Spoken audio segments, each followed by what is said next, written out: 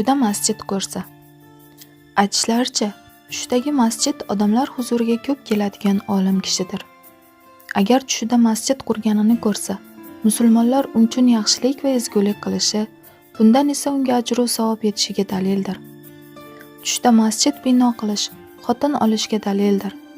Tushida masjid qursa va uning qurilishini to'liq tugatsa, halol xotin olishiga va bu xotinning dindor va parso bo'lishiga dalildir. Tushida jami masjidida o'tirganini, atrofida esa ko'katlar o'sib turganini ko'rsa, unda mavjud bo'lmagan narsa haqida gumon qilishlariga dalildir.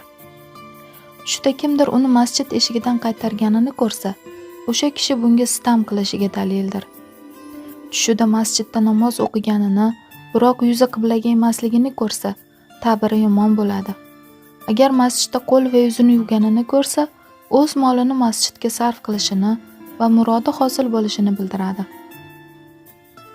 Tushda masjid qurish adashuv ichidagi odamlarni qaytadan to'g'ri yo'lga solishni, dushmanlarni g'iybat qilishni bildiradi.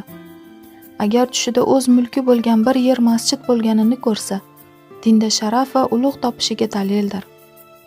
Tushida bir qavm bilan masjidda ketayotganini ko'rsa, janjalkash ayolga uylanishini bildiradi.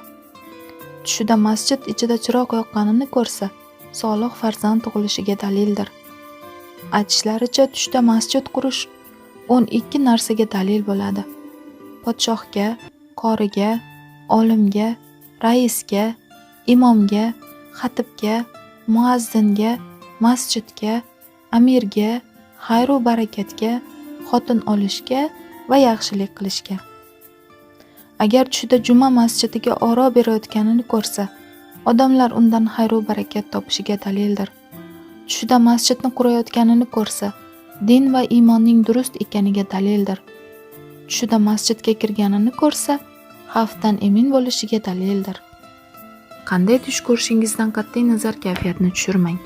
Yaxshilikka va xayrlisi bo'lsin deya niyat qiling.